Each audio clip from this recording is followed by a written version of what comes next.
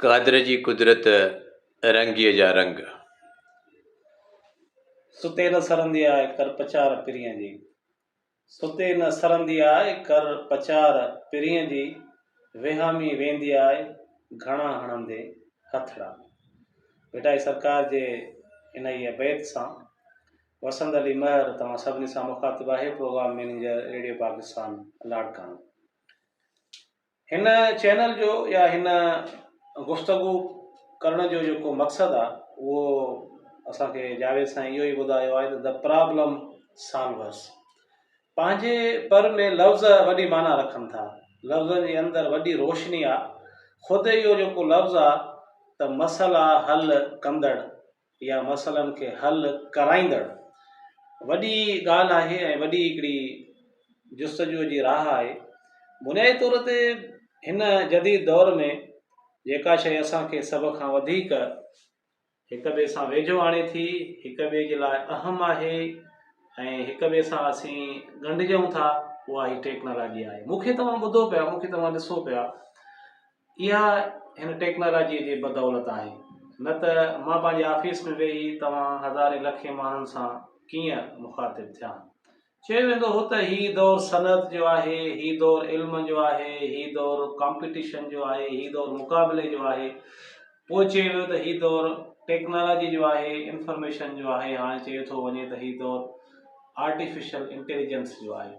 इहे सभु दौर आहिनि हुया ऐं शायदि इहे पंहिंजे ईंदड़ वक़्त में अञा बि पंहिंजा नाला तब्दील कनि। पर इन्हनि सभिनी दौरनि सां गॾोगॾु हिकिड़ी शइ कामन आहे त इंसान इन्हनि समूरनि में अहम आहे ऐं इंसान ई इन्हनि समूरनि शयुनि जो मुहरिक आहे। इहे सभु शयूं माण्हूअ जे चौधारी घुमनि थियूं ऐं माण्हूअ जे करे ई हिन धरतीअ ते, हिन दुनिया ते, हिन काइनात में मसइला पैदा थियनि था ऐं इहो इंसान ई उन्हनि मसइलनि खे हल कंदो, उन्हनि जो हल कढंदो। इंसान जे अंदरि अल्लाह ताला रूहानी तौर ते, ज़हनी तौर ते, उन जी तख़लीक़ में इहो जज़्बो बि आहे, इहो जोहर बि आहे त हुन जे आॾो मसइला बि ईंदा, तकलीफ़ूं बि ईंदियूं, मुसीबतूं बि ईंदियूं, परेशानियूं बि ईंदियूं। पर साॻे वक़्तु उन ई इंसान जे अंदरि उन्हनि मसइलनि खे हल करण जो जोहर बि मौजूदु आहे, सघ ऐं सलाहियत बि मौजूदु आहे।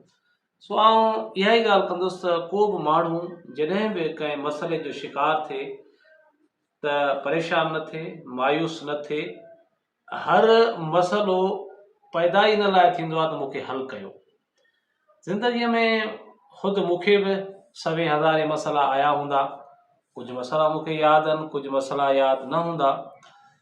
आगाज़ खां वठी करे, प्राइमरी खां वठी करे, बचपन खां वठी करे, शऊर जे शुराती ॾाकनि खां वठी करे, जॾहिं इंसानु ज़िंदगीअ जूं 47 बहारूं ॾिसी चुको आहे, पोइ बि मसइला खुटण जो नालो कोन था वठनि।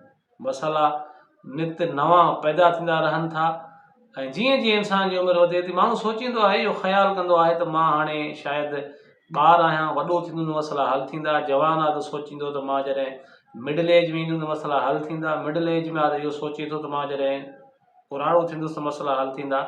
पर ज़िंदगीअ जे हर मोड़ ते, हर मरहले ते मसइला मौजूदु आहिनि। बुनियादी तौर ते हिन काइनात जो हसीन जेको रुख आहे उहो इहो आहे त इंसानु मौजूदु आहे। अज़ल खां अबद ताईं इंसान जे करे हिन काइनात में रंग आहिनि।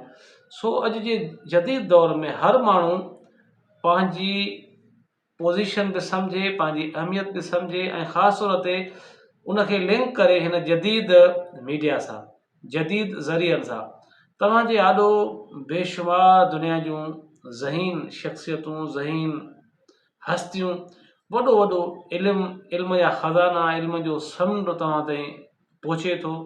तव्हां उन्हनि ताईं पहुचो था सिर्फ़ु हिकिड़ी क्लिक सां। मां सम्झां थो त ही बि हिननि दोस्तनि जी महिरबानी आहे जो हिन कोशिशि कनि था ऐं बेशुमार माण्हुनि वटि पंहिंजी कैमरा खणी अचनि था, पंहिंजी मोबाइल खणी अचनि था, पंहिंजी माइक्रोफोन खणी अचनि था, ताकी उन माण्हुनि जा ख़्याल तव्हां ताईं पहुचनि। ऐं इंसान सां जेतिरो इंट्रैक्शन कंदो, जेतिरी उन्हनि जी मुलाक़ात थींदी, जेतिरो राब्तो थींदो, जेतिरो ॻाल्हियूं कंदो, तॾहिं वञी उन मसइले जो हल थींदो। दुनिया जा वॾे वॾा मसइला कंहिं नंढड़े ॻोठ जे हिकिड़े घर में ॿिनि माइनि जे वेहण खां वठी करे फ़लस्तीन ऐं इसराईल जे मसइले ताईं हर ॻाल्हि जो को न को हल आहे। सॉल्यूशन आहे। सॉल्यूशन छा में आहे? ॻाल्हियुनि में आहे, ॻाल्हाइण में आहे, नेगोसिएशन में आहे, मुबाहिसनि में आहे, बहस में आहे।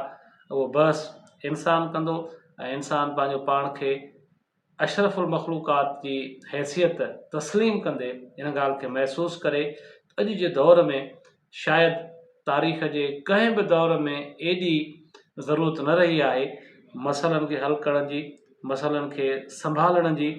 असां माण्हू आउं सम्झंदो आहियां त पंहिंजूं तवानायूं, पंहिंजूं सलाहियतूं मसइलनि पैदा करण ते शायदि वधीक लॻाईंदा आहियूं ऐं हल करण ते न आहियूं लॻाईंदा। जेकॾहिं असां जेतिरियूं सलाहियतूं, जेतिरो वक़्तु मसइलनि जे पैदा करण में लॻाईंदा आहियूं, जेकॾहिं असां उन्हनि जो को हिसो बि 20% 30% 10% बि हल करण में लॻायूं त शायदि हीअ मसइला उन सूरत में असांजे साम्हूं न हुजनि जंहिं सूरत में असां मौजूदु आहियूं।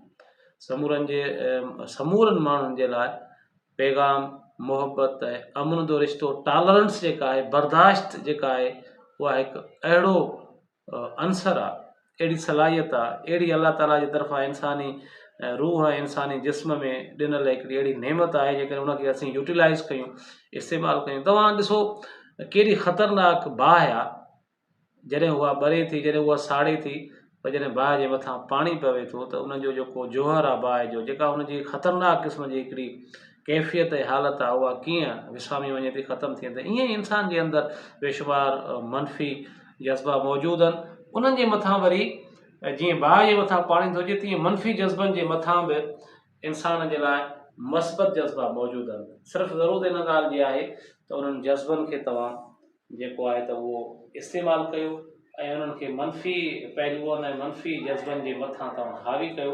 मां सम्झां पियो दुनिया हिकु दफ़ो ॿीहर अमन जो गहिवारो थींदी।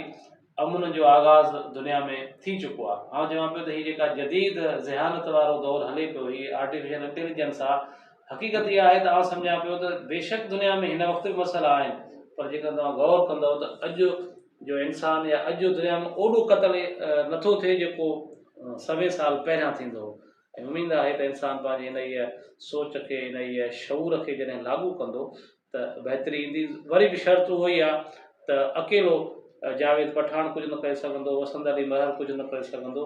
जॾहिं असीं सभु मिलंदासीं हिक ॿिए सां ऐं हिक ॿिए जी ॻाल्हि बि ॿुधंदासीं ऐं ॿिए जी राय जो एतिराम बि कंदासीं, सम्झां थो त द प्रॉब्लम सॉल्वर्स हिकिड़ो अहिड़ो फोरम आहे, अहिड़ी हिकिड़ी सम्झां थो त हिकिड़ी ओताक आहे, सतह आहे, हिकिड़ो प्लेटफॉर्म आहे जंहिं ते अची करे असां पंहिंजा नंढड़ा मसइला या वॾा मसइला हल करे सघूं था।